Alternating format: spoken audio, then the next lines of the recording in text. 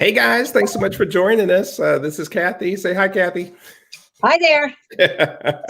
Normally she says something smart like, hi, Kathy. I'm saving it. That's right. Sounds good. Hey, please do us a favor and tell us that you can hear us. That's the most important thing. So you never know. We're having some technology issues today, aren't we, Kathy? Yes, we are. So But we'll deal with them. we will. So we've got a few workarounds. So you guys, I sent an email a half an hour ago that has a link to this. And then a link to the 1:00 live that was today that nobody could find. So the only thing I can think of, Kathy, is maybe, I don't remember doing it this way, but woo, is that I pinned the first one to the top because I have admin privileges for the week that I'm here on the acrylic pouring. And maybe I didn't pin to the top as an announcement. They used to call it pinned, but an announcement to the top of the page. And so I'll definitely do that from now on. And I'm also going to send out in your emails that I'm sending to you, I'm sending you the direct link to the video. So when you click that, it'll say something like video number 2, and then it'll be highlighted in blue. And when you click that, that should take you directly to the video. And you can do that early. You can do that ahead of time. You'll just see the 2 minutes before it starts a countdown. Before then, it just has an image there saying that it's going to take place at 1:00 today or whatever time you are in your time zone. So that's nice because it translates to your time zone as well too. So, and if you get to watch the lives, make sure you leave questions for our question and answer session here. That's exactly right. Because we definitely announce your name, so you'll be in the live show. So great. Make sure you leave your questions. Great. Speaking of live, the live show is right above here. If this is your first time on here, click the StreamYard link. It'll be at the bottom of the description, and you only have to do that once. And then you go over, they'll be sent over briefly to StreamYard, and you're just going to click a box saying that you give them permission to be able to show us your name. So Kathy and I are looking at a dashboard that is able to show us the comments actually from more than one destination if we want to. But so when you get on here, please say hello so that we know we're not just talking to the air. Right. And first of all, that you can hear us. And of course, this session will also be available in replay. And so you can catch this anytime up until Sunday night at midnight, when all the videos will come down off of the acrylic pouring group. So there we go. All right. So to review, we started yesterday with the first of the 5 P's, which is your people, understanding your people. Today, I talked about your people's problems. And so that's number 2. And tomorrow we're going to talk about your position, number 3, to be able to connect or solve your people's problems. So we're looking forward to that tomorrow at 1:00 Eastern Standard Time. So. All right. Another technical difficulty that we've had is that before the whole 5-day challenge began, I created a post that says Ask Casey, and I can't find it, which was a place to be able to for folks to be able to put their questions in. So we have well over 200 people that have enrolled to participate in this, and then there's people that are already on the group anyway. And so there might have been some questions there. And so please forgive me if you wrote a question in there and it's just evaporated. I don't know. The acrylic pouring group has I think a lot of people don't realize this, has over 90,000 members. And so that's almost 100,000 people that are on this group. And it has 10 admins and mods, moderators running the group. And so I did contact all 10 of them and said, hey, I'm going to be doing this. Please don't delete my post. But it's certainly possible that some of them did not get that message and that post was deleted. So please forgive us if there's an error there. And please re-ask your question as if you wrote it on there. So that'd be great. Casey, I'm on the acrylic pouring site here and I don't see us anywhere. Oh, you don't see us. Okay. All right. So that's, again, not very cool. All right. Let's see.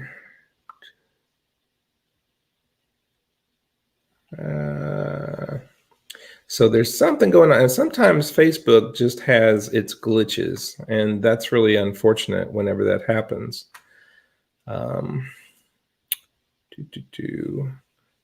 Sorry for the pause, everybody, but this is recording, and so you will be able to watch it either now or later. All right. I see that it's broadcasting some places. All right. Yeah. Okay, so I see us. It's I can hear it.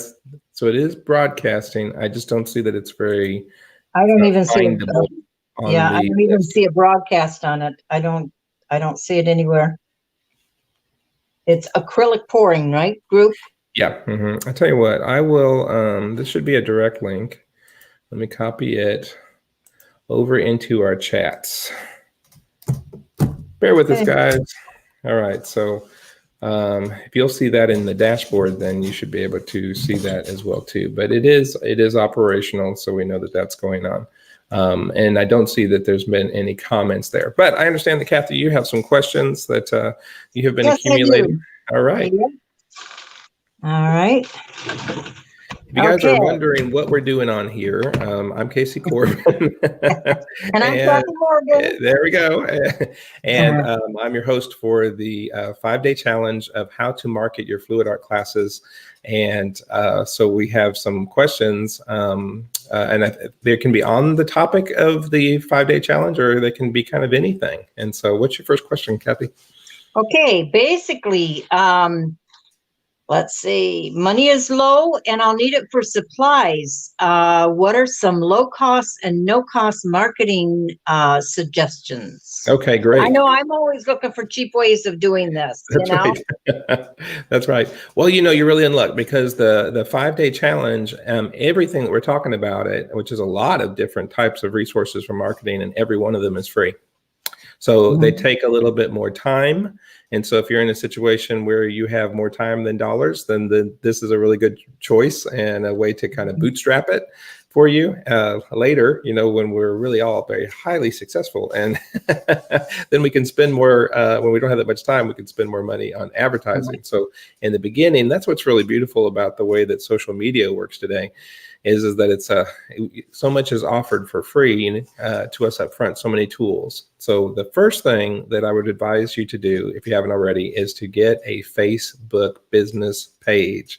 And so your Facebook business page is a very different creature on Facebook than your personal profile. So basically you have a personal profile, a business page. Those are two separate things. They kind of look a little similar. And then the third thing that you need to do is to do a group. And so you have a group specifically for your fluid art teaching classes, and you can link that group to your page. Now, I know that sounds a little confusing right now, but there's basically, just remember that in the Facebook world, there's 3 different kinds of things that you see on your news feed there. Well, there's advertisements, on there too. So like we talked about, that's a little bit later. Now, as you apply and understand, one of the great things, one reason why, if you've been following this at all, we talk about laser focusing in on your people. That's because we don't have the money or the time or the resources to broadcast to everybody in a way that is significant. Now, Coca-Cola does, right? And so Hewlett-Packard does. I mean, these big companies, and that they can just put tons of information. And it's kind of interesting because Coca-Cola found back in the 50s that it's old marketing adage is that people don't see you the first time until they've seen you the 6th time. So that's why there was Coca-Cola big signs at gas stations, and they sponsored sports and all kinds of things, right, to get their name in front of people, because the first 5 times that you see it, it doesn't even register yet until you've seen it for at least 6 times. Then you're starting to reinforce that. So we don't have the resources to broadcast to the world that, hey, I'm doing a fluid art class at my art center next Thursday. So what we got? So what we got to do? I'm okay. Earthquake. So what we got to do is laser focus in on our exact people group that we need to target to, and we got to find out, like we talked about today in today's video, is you got to see things through their eyes, and what are their eyes seeing? right? Mhm. What are the mailers that they're looking at? What kind of Facebook groups are they a part of? What kind of social groups are they a part of? And anywhere that you can create an overlap between your patterns and their patterns, where they go, what they look at, etc., then that's where you want to be. And so it's crucial to understand who your people are. Right. And then to properly market to them, you need to fully understand what their problems are that you can solve by positioning yourself in between your people and their problems. So, Mhm. did you have any ideas about low-cost marketing, Kathy? Well, a lot of the things that I have found, of course, Facebook, Mm-hmm. that's a biggie. Instagram, you got friends and family. Tell a friend or tell a family, Mm-hmm. please help me get my business. Usually if you ask, they're glad to help. That's true. And all you have to do is please tell your friends and other people, about me, or hand out 5 business cards. Don't give them a whole bunch of business cards, because they have a tendency to take them and lay them down somewhere, because it's a whole bunch. But if you say, just please give out 5 cards for me, Mm-hmm. just 5 cards, That's and correct. then try that way. Because usually if they know you're just getting started, you need help, will you do me a favor? That's a big one. Will you do me a favor? Mm-hmm. And just pass out 5 cards, or tell 5 friends Well about said. my fluid art classes. And that's a good one. That is real good. Good. Yeah, And something like that. it's really important. If you haven't, we don't really know who I'm speaking to right now, but if you haven't started teaching fluid art classes, the first thing you got to do is get some classes under your belt, right? You got to have that experience for a lot of reasons. But once you do, even if you are just having a couple friends over to your dining room table on a Saturday afternoon, they've got, they're going to have that, wow, this is cool experience. Is like Kathy's suggesting, is get them as your sales team out there, Yes. right? And so Friends and family, that would be the only time that you would really give them a class for free. Yeah. For free. It's free, but you're asking them to do something for you for it, but they do get a free class. So you want to introduce them to it and maybe get them hooked on it a little bit. That's right. That's right. And that's great. That's great. Yeah. Yeah. So there's a lot of different ideas like that, but I think that's a really good starter pack. Very good. Well, I see that Lisa Gerard, who is our winner of the day number 1, and she got her giveaway. So she's on, she's actually talking about a giveaway there. Do you want to take her question, Kathy? Well, actually, Can't see it? Yeah, it's. All right. Lisa says, what are your thoughts on doing a giveaway on your business page to build an audience? Well, Lisa, that's a great question. And let me just kind of reframe it for you. What am I doing all week here? I am giving away, right? The 5-day challenge. And, that takes a lot of energy and a lot of work and a lot of time. And yet it doesn't have very, very many expenses, right? There's not a direct cost to me doing this 5-day challenge, for example. What would stop you from doing a 5-day challenge in your local area, right? Or doing any other kind of freebie? And so I think it's a great idea that you have in your life, Lisa. And actually, we're going to talk about mostly on a little bit tomorrow, but on day 4, we're going to talk about having that freebie as an incentive to be able to get people to build your list. And I know that some of you, you might be like me, because for the first whole solid year that I was not only building my fluid art teaching business, but also building the mentoring program of fluid artists all over the world for a couple of years now, is that I did not bother with collecting email addresses, even though I was told it's very important. Shame. I know. I was thinking, no, email's dead. We got this cool social media stuff. Why would I email when I can just private message somebody? It's I really don't do a lot of email at this time, but that's a great way and a free way of doing it. But I collect all of the emails. I've got the emails. Absolutely. And when I get it, I sort of take everything in stages. And okay, right now I'm focused on this, and this is what I'm doing, But then comes another time when you need more. And that's when you pick up something else. And that's right. So and having save them. stashed those away. That's exactly right. Yeah.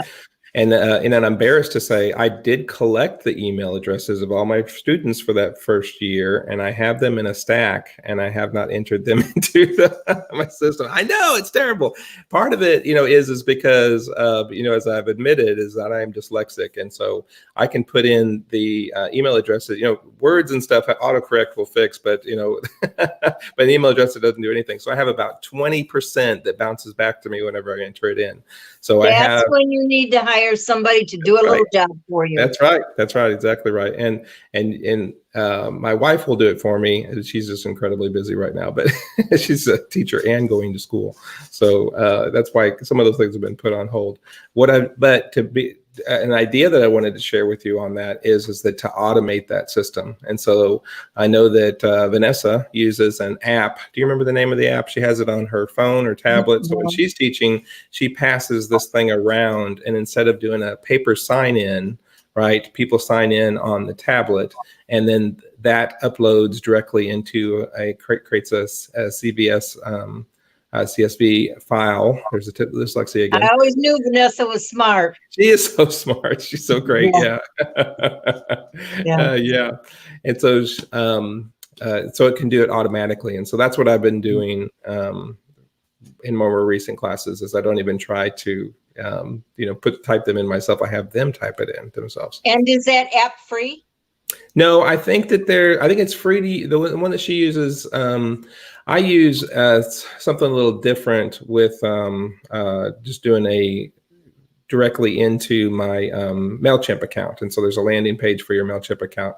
So I use that. She uses one, and I think it's funny. It's free to use until you want to download your email, and then it costs $20 or something. It's like, why would you be doing it if you didn't want to download the email addresses? So they kind of got you there, but but it's incredibly important to collect your email addresses. I really wish that I would have done that from the get-go, and I'm backpedaling now to get caught up on that. Yeah. Yeah, but even just like look at your those of you that have enrolled in this program. Look at the process that you went through to do that. Now, I used a platform called Podia, and Podia. Podia's platform is very simple. You may have noticed how simple it was. You arrived on the screen, you put in your email address, and you clicked, and that's it. You're in. And then as things go on, it can collect additional information from you, like your name and all that stuff. But at first, you're great, with just an email address. So it's a very simple system. It's automated. I don't have to type. Good. Yep. So thanks, Lisa. Keep the questions coming. Yep. Absolutely. Good. All righty. Someone's talking about people in time, what they call time grabbers. It says, I have a time grabber in my class that likes to complete attention, and it's difficult to give other people the attention they need with this. What do you do about that? Yeah. I think that we all have that, if you taught at all, for 20 years, I've been a counselor and working in groups and of course, teaching classes in a clinical setting. And you will always have somebody or more than one person who's, typically a little bit more narcissistic, throwing some clinical terms there. They think that they are the only one in the world. So you should spend time with them. So so I guess I've just kind of learned professionally for a while now how to redirect them. And here's a little simple technique is that sometimes whenever they're talking so much, it's really hard to get a word in edgewise. So what you do is you don't interrupt them, you interrupt yourself. So when you do have an opportunity to talk, you start answering their question or saying something, you go, oh, but we got to go over, hold on, we got to go over here and do this, or we got to, I think that Sally has a question over here, so we need to give attention to that too. If it sounds like it's someone who is repeating classes with them. So what I typically would do is talk to them outside of class and just say, hey, I've kind of noticed that we have, this. I just want you to understand that if we have an hour together, and there's 6 people in class, then that means everybody gets 10 minutes of my attention. Just kind of explain it to them, your relationship with them, but you really do have to correct it, because if that continues in a way, they can ruin your business, because if people are turned off and nobody's coming to your class, not good. So because they want attention too. Yeah, yeah, that's right. That's right. So how would you handle it, Kathy?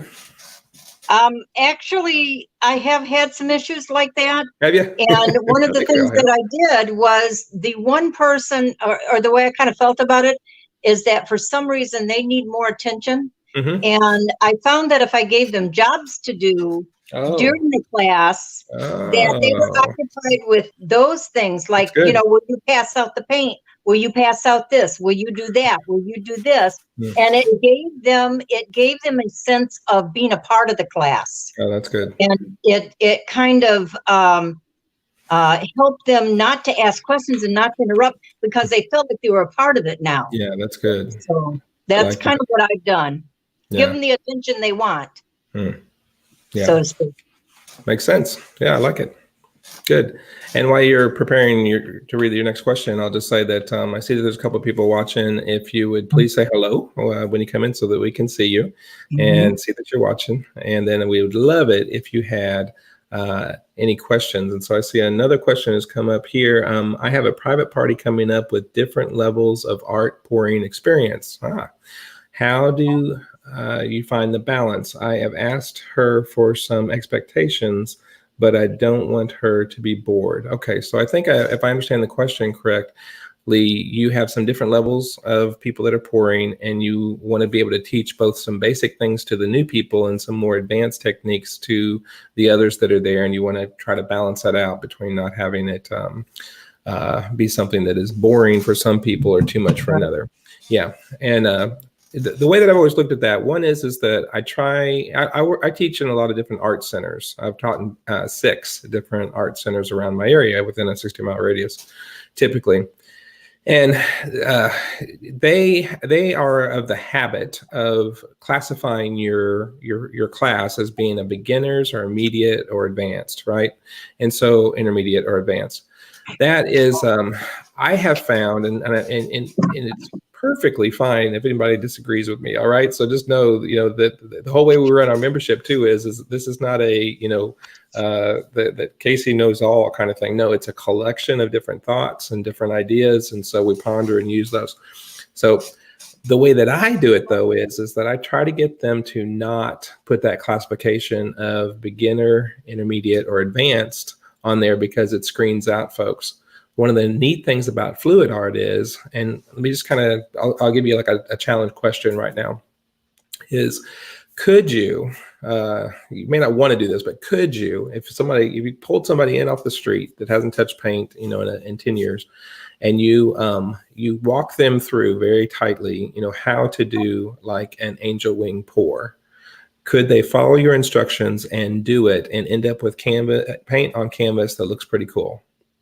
And could you do that in like 30 minutes? Right? I think that we could, right? I think that we all could. That's one of the advantages of fluid art. Can we get more advanced? Can we do some real cool stuff? Sure, we can. But I think that I've found, and that well, I always kind of teach like a beginning stage and then a big, or like I usually take for example, like if I'm going to do a class on swiping. And so I have people practice a swipe on a small 4x4 tile, and they might practice 1 or 2, of those. Then when we get out a canvas, maybe that canvas is larger. Maybe it's like a 14x14 canvas is the way that I did the last one. And now they've learned the principles of swiping, but now they can do a larger swipe in that and do some cool different things on it. So we're teaching kind of like a beginner approach and then an intermediate that is tied together that way. That's how I handle it in my classes. Kathy, what would you do? I'd throw them all in the middle and let them roll around in paint.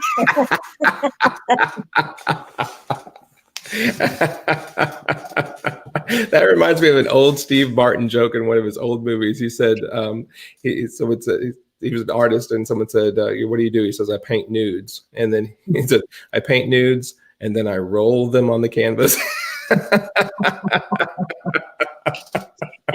Wasn't there somebody who did paint like that? I mean, they were. Yeah. And when did Farrah Fawcett do that? Like later in life? Yeah. I don't know, but it's interesting to think about. I'm trying not to think about it actually right now. Me too. Good. No, usually I teach one technique at a time. That's it. And then, and if I have somebody who's more advanced, they will, usually I'm teaching advanced classes for advanced people. Okay. And I go back to basics for people because I want them to really understand it. And because it's more than what people think it is. Mm. So, and I tell them, I don't want you to be confused. I want to teach you from the beginning, and I want you to be able to go home and do this at home. Yeah. So I try to keep my classes kind of separate. That's not to say that somebody who has never done the beginning class, what I call my quick start fluid art, which is the beginning class. That's cute. I like that. Quick start fluid art. That's what it is.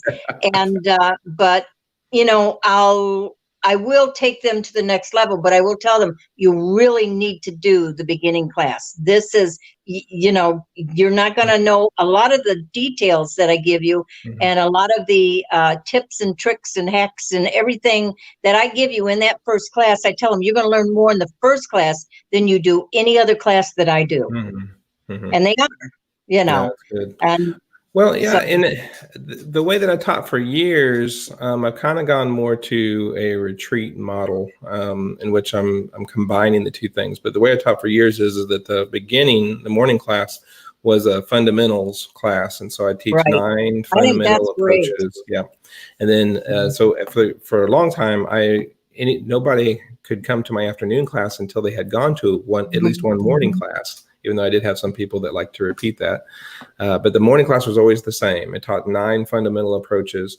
Then we'd have a leisurely lunch. We'd have an hour and a half off for lunch because I'm always teaching at really cool places that have really good restaurants. I think that's awesome. Yeah. Then we'd come back at 1:30, and then we would we would use, of course, the fundamentals, but we would be doing usually 3 different really themed classes, like a colander pour, pouring on a vinyl record album, turning it into a clock, just tons, anything that you're seeing on the page, on the pouring on the videos. How long does that take if you take both classes? How many hours are you putting in? Yeah, it goes from 10 to 12, and then come back at 1:30, and then we end at 4. So it's 2.5 hours in the afternoon. So a total of 4.5 hours. Yeah. Yeah. Okay. And it's a kind of, it's a half day, but from the teacher's standpoint, it's a full day. Yeah, really. Yeah, because of all that time you put in beforehand to get everything ready for that. That's right. Yeah. Yes. Yeah. That's good. Okay, that's a great way of doing it, though. It really is. Yeah. But you're really putting out. Actually, I do one technique at a time. There you go. So, yeah. That's cool. That's cool. Neat. Got another question, Kathy? I do. How do you find venues to teach at? And how do you approach them? And what exactly do you say to them? What verbiage? They want like specific verbiage, like, hi, how are you? Well, I tell you what. Want to do a class?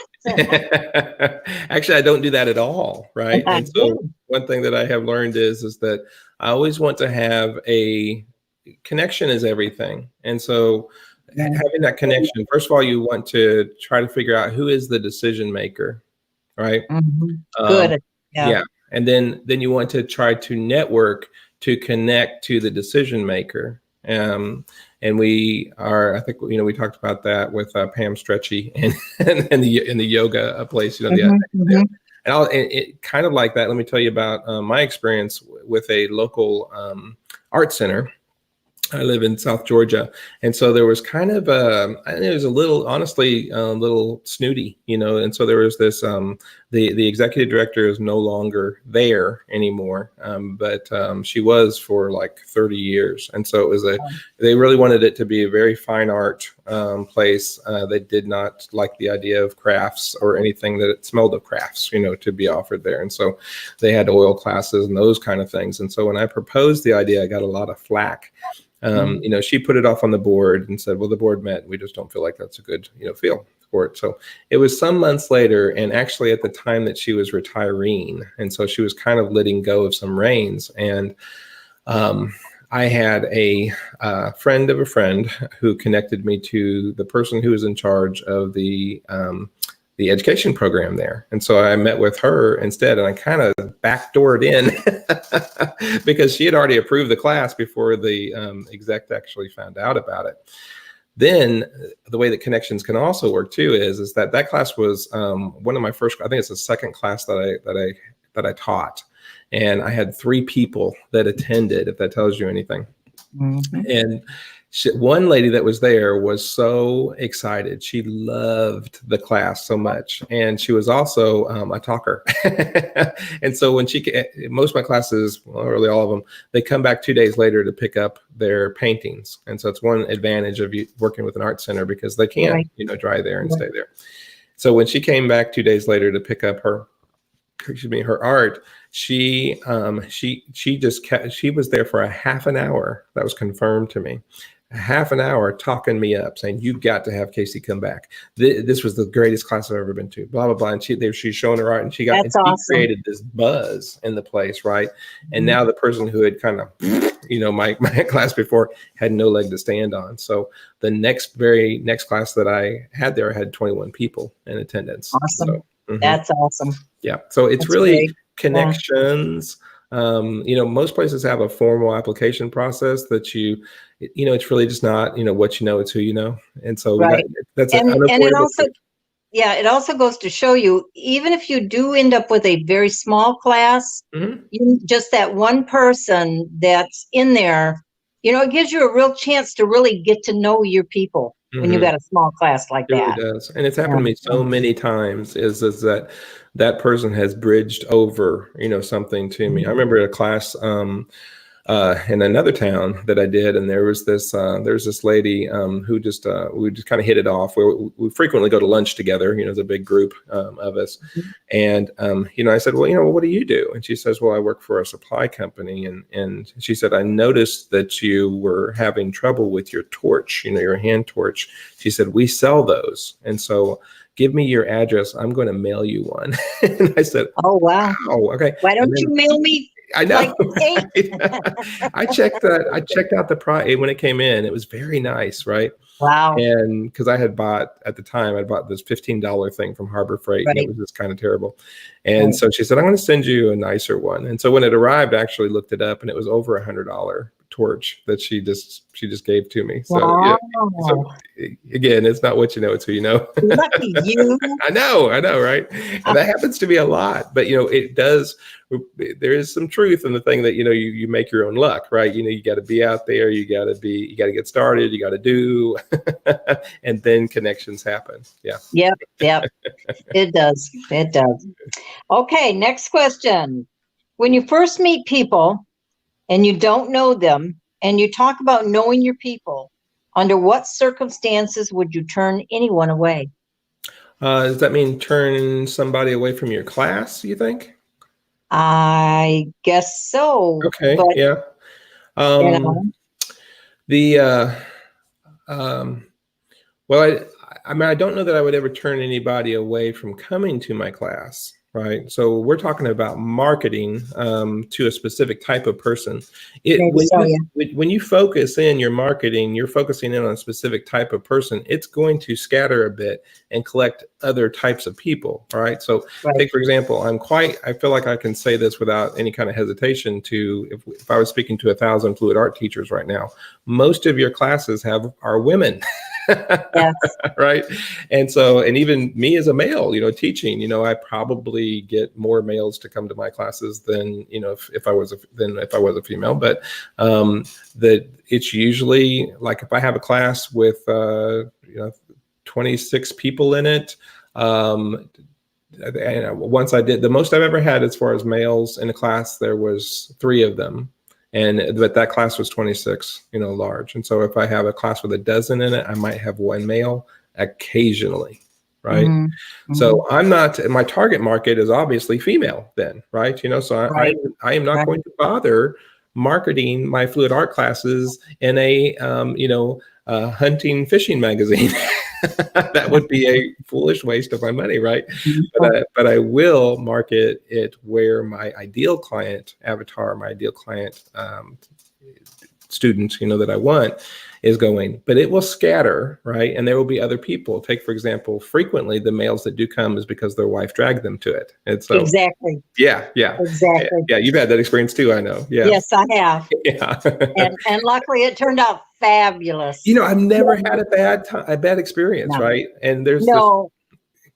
Yeah, yeah, I haven't either.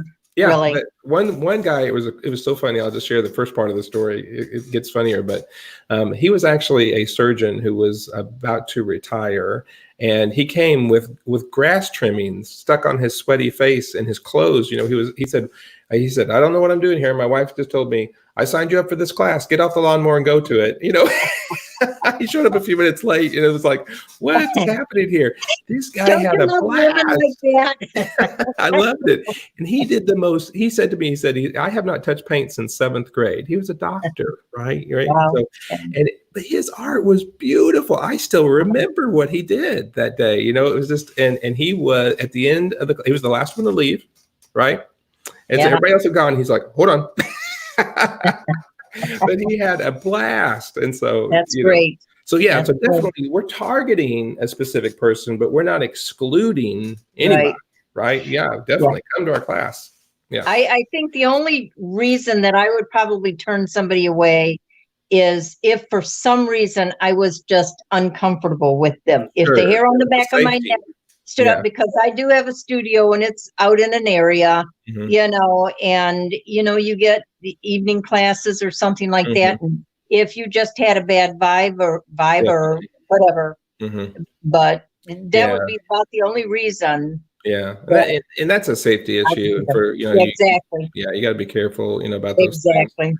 Yeah, and like I say, I've had a lot of women, especially this one that her husband, she dragged her husband there, and he wrote an awesome review for me. Oh, awesome. And it was like he didn't want to be there. His wife dragged him, and it's like it turned out to be pretty cool because I guess the way I really dealt with it was like humor and criticism.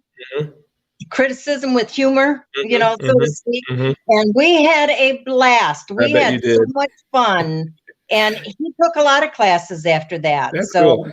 Y'all don't know, but Kathy can dish it out and take it. So, hey, we have another, it just appears as a Facebook user on here, so I don't know her name, but it says. I do have a, do you have a class size upper limit? You can see it then. Good. I can see it now. Yeah, that's, and in our group, we've had people that have taught 80 people at one time. That means a very different structure. I'm currently working with a lady that's going to have, how many is it? Over 50 in a class. And so we're helping them. You definitely have to take a different approach, and there's different lines of thought, on how to do that.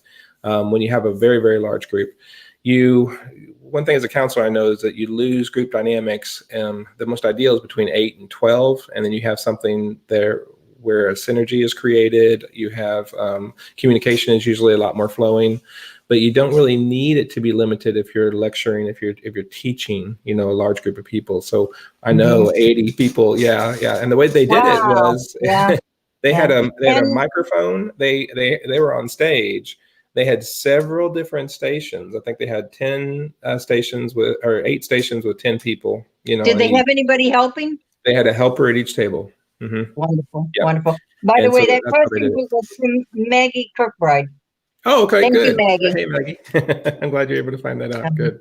Maggie, next time or even now, you could go up and click the StreamYard and then give them permission so that we can see your name, and that'd be helpful. And you don't have to do that one time, and then forever, we're good on that. So I know that Lisa did it because her name is showing for us there. Yeah, but it's really beginning just where's your comfort zone, and then expect that to expand. And so, like I said, I started with classes wasn't necessarily because of my comfort zone, but 3 and 4, right? And then I had my third class had 21 people in it. So, but I was okay with that. All right. So I had 22. Okay. I've had 22, but most of the time I only do 8. Yeah. So you kind of have your comfort zone, but it also depends on what your goals are for your business. Is it something that, and I know people all the time that cap out at a certain number, and that's fine. That's more than fine, right? Might be because of the capacity of the room that they're in. It might be because of their own comfort zone, whatever it is. Yeah. But personally, if I had the opportunity to teach 100 people next weekend, I would figure out a way to do it, especially if Let's the see, money how was much right. money does that bring in? That's right. Yeah, I would do that. That's right. Yeah. I would do that.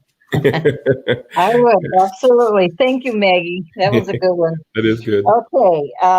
Friends and family that want freebies and classes. What to do about friends and family that want to take advantage of us, maybe. Okay. Well, Kathy, I like the way that you kind of hit it in our first question, I think, where you said there's a time and a place to do a freebie, but a great opportunity to capitalize on that for your business is to stipulate it up front and say, hey, I'm going to give you this. There is costs involved to me, right? And supplies and my time and my expertise.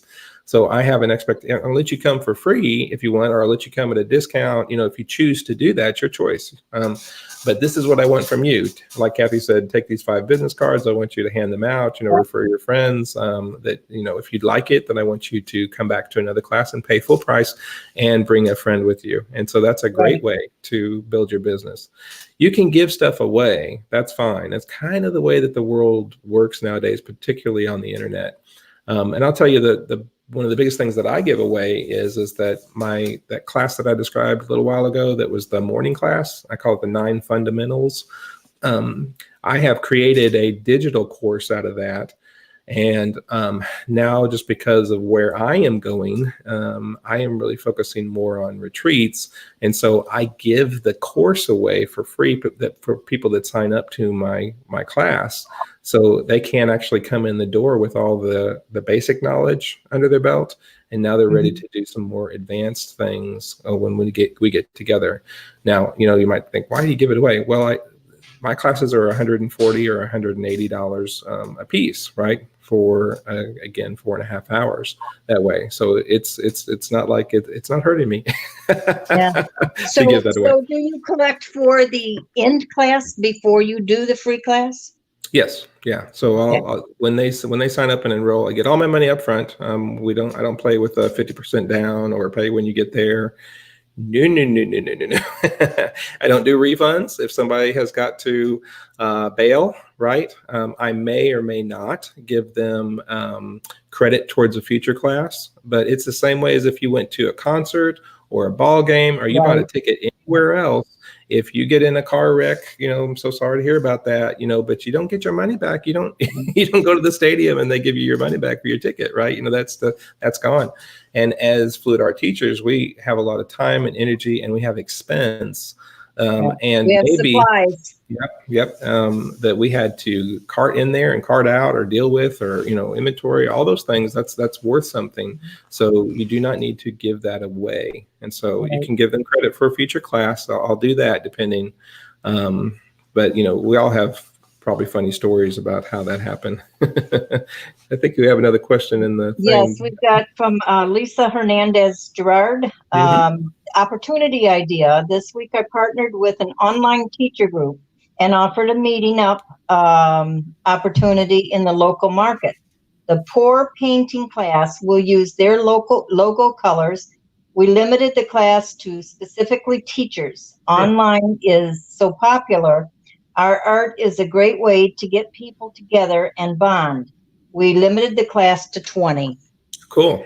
Neat. So, yeah, that sounds great. Yeah, that does sound great. So it's an online teacher group that does a meetup. And I'm curious, Lisa, are you charging for that, or is that just a free thing that you're doing? Either one could be great. I love our membership program because it's people that are doing what I'm doing, and I get to connect with them, right? And it's like any other specific group that you might be a part of, right? We have specific successes and things we're excited about, and that other people realize that you should be excited about that. Wow, everybody's angel wing turned out. That's amazing. $35. She says $35. Okay, great, Lisa. That's great. Yeah. So and for an online opportunity that I assume is for a couple hours, or something, that's good. That's great. Yeah, super good. So I love that idea. You get so many ideas from everybody that, Oh my gosh. all the teachers and that, you get so many ideas just like this right here, just bantering back and forth. It gives you ideas of things to do, It's almost like our ideal, target here, that they're creative. Yes. We got a bunch of creative people on the same group. Sometimes it's like herding cats. You're right about that. Lisa says we include coffee and pastry from the coffee shop where the class will take place. That sounds like a winner to me. Yeah, that sounds great. That's awesome, Lisa. Yeah, that is. Yeah, Lisa, I want to hear more about that. That's great. Yeah, that's very cool. Very cool. And let's see here. What percentage of income should we spend on marketing, and how much to invest in it for ourselves? If I'm understanding the question correctly, it's more like, if you're doing your business budget, how much should you allocate for advertising? You think that's probably it? Yeah. Yes, I think so. Industry standards are 10 to 20%. Or I don't mean industry as far as our specific industry, but generally people's advertising budget is 10 to 20% of gross income. And so that's something that I think that a lot of people, probably because we can get away with not, spending very much on advertising, that, you can definitely ramp this business up on a shoestring. It does not cost very much money to get started at all, right? So that the money is not a barrier to begin teaching your fluid art. Not to get into it anyway. Yeah. And as you make money, you can get more elaborate and you can get better stuff, and all those things. Yeah, you can definitely get started for next to nothing, really. And then if you get sponsored by a paint company, like I have, and also that's one of our learning units there in the membership program is how to get sponsored by a paint company. Then that becomes nothing. It's free stuff. So that's great. But I've lost my train of thought. What was the question was? Oh, percentage. Okay, the percentage of that. So we're talking about the percentage that you would use from the income that you get. Yeah. To go into advertising and to keep the momentum going. Yeah, probably, we should probably earmark about the same, somewhere between 10 and 20% of our gross income is we're turning that around in marketing. It really depends on the mode that you're in. If you don't have a financial need where you need that income right now, then, and if you're getting good results from paid advertising, then pour more into it. If you're trying to build many people that are in our program that contact me for help say something like, I'm retiring in a year and I want to be able to do this, quite a bit of it whenever I retire. I also need the income, at that point. And so they're kind of ramping up a second career, after they retire. So in this mode where they may not need very much money, they might want to pour more into advertising. Yeah. Good question, though. I see there's another question in the group. Do you want to read that? No, I don't think that. I don't have it. All right. It says, does anybody do paint pouring with wine like that company that does that? Since you were saying it.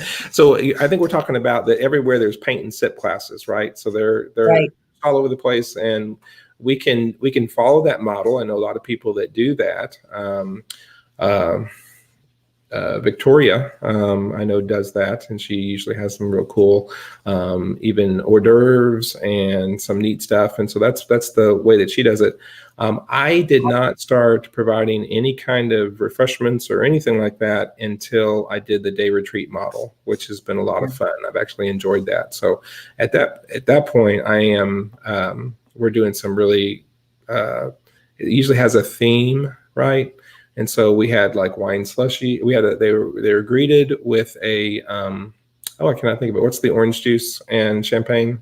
Mimosas. Oh, mimosa. Mimosas were there when they arrived, and then in the afternoon break we had a wine slushy with that, and then some cool baked goods and different snacks and stuff. And so that's fun. I like to make them a little bit special, but then again, my price margins can handle it, right? So I'm charging $180, for a 1-day class, and so I can spend $30, $40 a piece, on some really nice things there.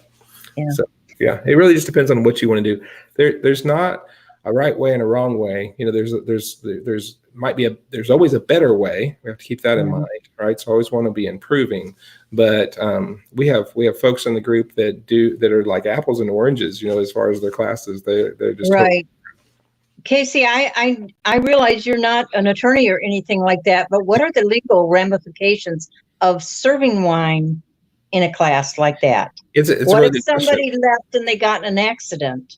Yeah, I don't think there's an issue there as far as, because people go and drink at restaurants and bars, right? And again, I like the way you said that, Kathy, because I'm not a lawyer. One reason why I like doing mine at an art center is that they cover a liability insurance for all of their students.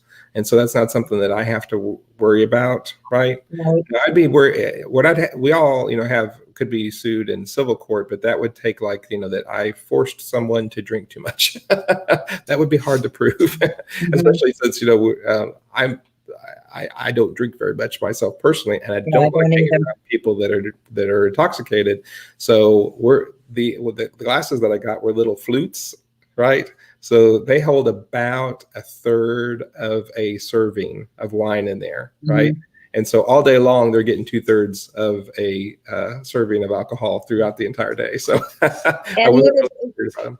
Yeah, and would it be different if they brought their own drinks? The BYOB is usually a way around someone having to have a liquor license and stuff. I don't know what the deal is at the art centers that I teach at, but every time I go to their kitchen, their refrigerator is just full, of wine, beer, because they do art shows, right? Right. I honestly don't know if they have to have a liquor license to be able to do that, or they have some kind of exempt, from that. But they have not one time they had a problem with me serving anything, there. Right. Yeah. And I think people are more into the art than they are drinking. If they want to drink, they go to a bar, but they want to do the art. So, yeah, but yeah, blessedly, just the way that I structure things, I do not want to have a intoxicated environment, so I'm just not going to allow it. Yeah, right. So I would snatch a drink out of someone's hand, but that's me. Yeah. Good information. Yeah, good information. Excellent. Yeah, that's good. Okay. Well, as far as I can see. All right, that about it? I think that's it. Okay, well, very good. 52 minutes, so we're doing good. All right, well, guys, we're going to do another Q&A like this on Saturday at the same time, 8:30 p.m. And I will be emailing out from now on. I'm going to be emailing out the direct link to the videos so that we do not have any issues like we had today with people finding the videos. I sent out an email earlier, right before we got on, and so it has the direct link to be able to find the video for tomorrow, 1 o'clock. All right, so if you're watching this both live and in replay, I would really appreciate it if you would say hi, all right, and just put in there, I'm watching in replay, right? That'd be great to see. And then pay attention to the emails that I'm sending you. They are chock full of value, including the next email that goes out. It'll either be late tonight or tomorrow morning. Will have an assessment tool in it. And this assessment tool is one that we created that works online. You do it online, and it gives you a result of where you are on the 5-step process of being a successful, we call it the 5-step success path of being a successful fluid art teacher. And you'll be able to identify, where you are, because, if you're in the beginning stage here, that's fine.